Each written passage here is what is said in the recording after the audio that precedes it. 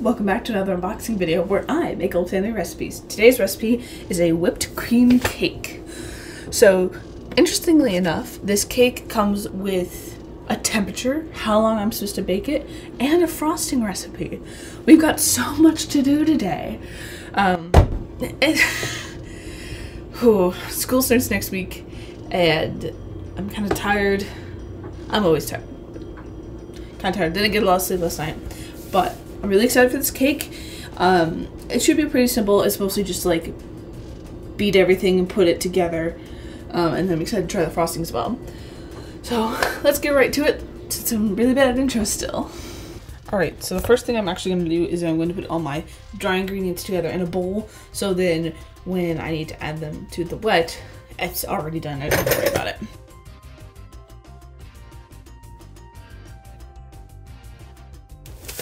Voila!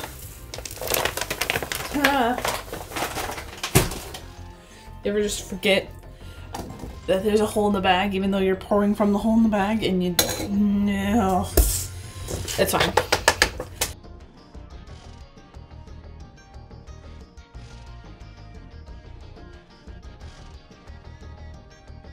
There's sugar on the ground. I just stepped in some of it and made my socks feel crunchy. Alright, so this is all of our dry ingredients. I'm going to set this off the side of my cha, because now comes the wet ingredients. First thing I need to do is I need to beat some egg whites, so I need a bowl for that. And I need a bowl for that.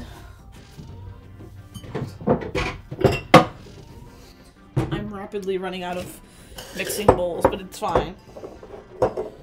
Alright, so I need to beat the egg whites, just the whites.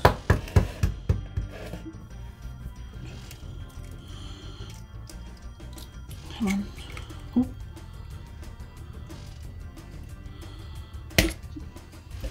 Well.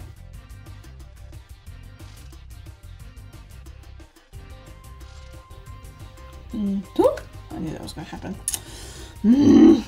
Doing a lot of fishing today. Next, I need to, okay. So, this can be set off to the side. Because I don't need them, right? Right. Deal with you later. So, here's the thing is, I need to fold the egg whites into the whipped cream. So, not only do I have to beat the egg whites, but I also have to whip the cream.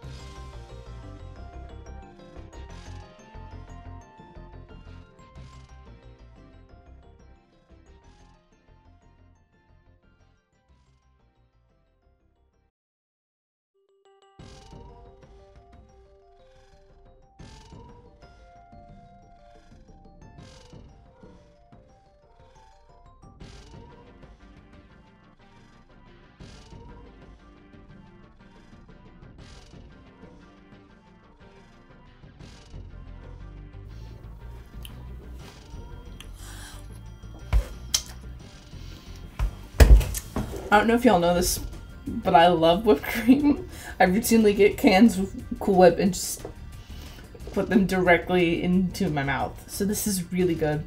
It's a little sugary, but it's great. I think I'm going to mix it a little bit, see if I can become any more firm, and then I'll get the eggs out of the fridge and continue.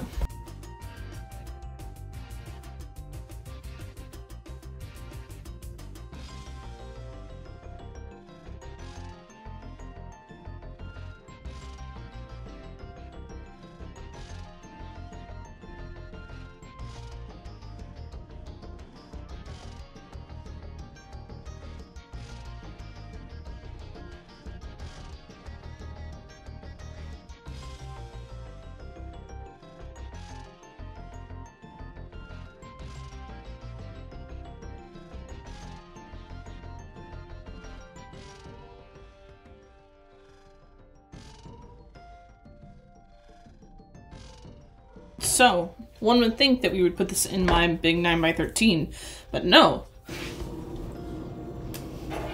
I'm gonna pop these in the oven.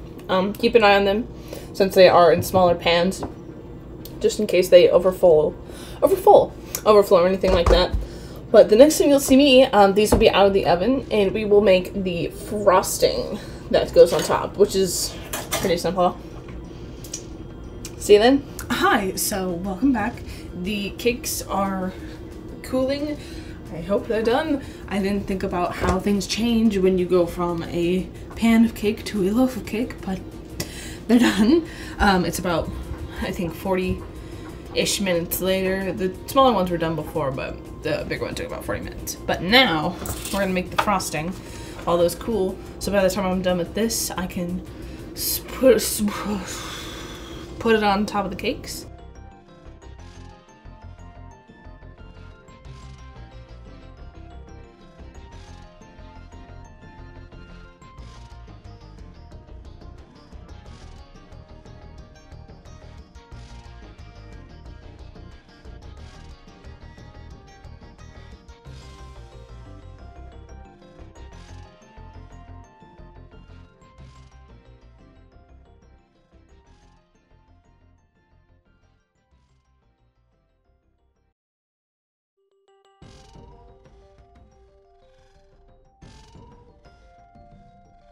Hello, yes, so the cake is now decorated. This is what it looks like. I cut the cake out already. I've also been snacking on the other two cakes that are over there, so I kind of have an idea of what this is supposed to taste like.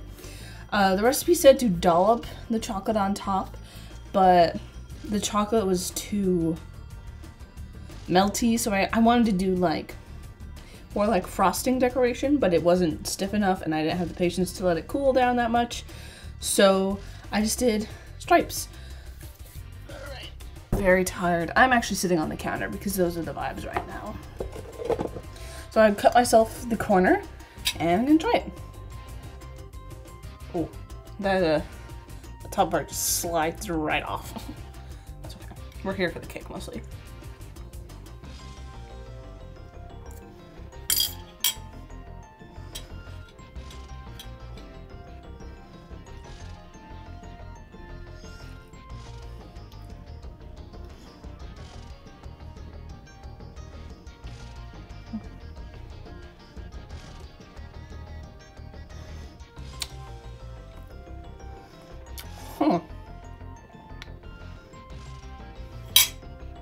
Let's try that without the frosting.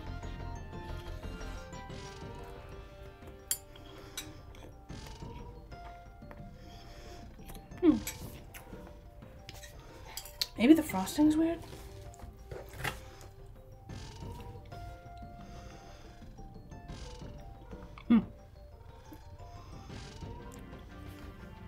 It's a pretty, like, standard cake. Let me try and attempt to bite this.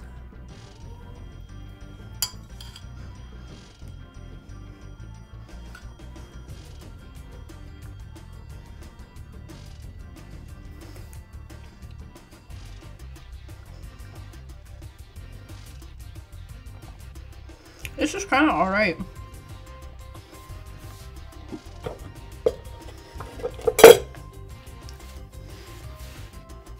It's not a bad cake.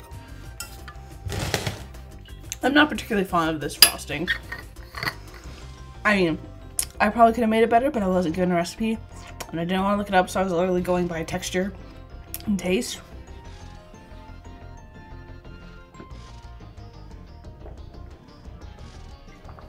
I don't know.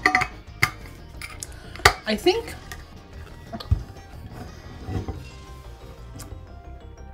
I'm trying to think of a good use of this cake recipe, because like it's just a normal, it tastes like white cake, white vanilla cake, but it's not very practical, because you have to, I suppose you could buy whipped cream, but you would also have to beat the egg whites. Like, I have made simpler cake recipes than this, so it's not like it's a super practical cake, especially if you do it the way I did it, where you whip the cream yourself and make the frosting yourself and do the top by yourself. I don't know. I wonder, if different flavors would work really well with this kind of cake. There's also a possibility I didn't quite make it correctly because I probably didn't do the whipped cream correctly. But I don't think it's just another cake recipe. It's 1 out of, what was it, like 38? I don't know.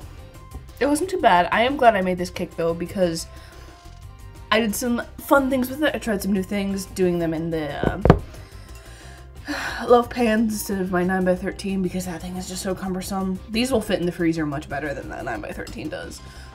The top was fun, doing the chocolate was fun, and figuring out how to do that. There were lots of learning moments from this one, which is what this channel is supposed to be about. They're not always going to be winner recipes, but I do feel like this was a very good exercise. And it's a perfectly good cake. It's just like, when I go to get more recipes, I'm not gonna be like, oh, that whipped cream cake was so good. Like, I'd rather just make a pound cake or a sponge cake. But anyway, that is this episode of unboxing. Feel free to not interact with the video. And I'll see you next week with another unboxing video. Bye.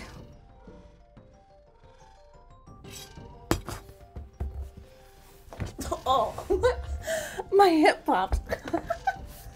I was just afraid to move.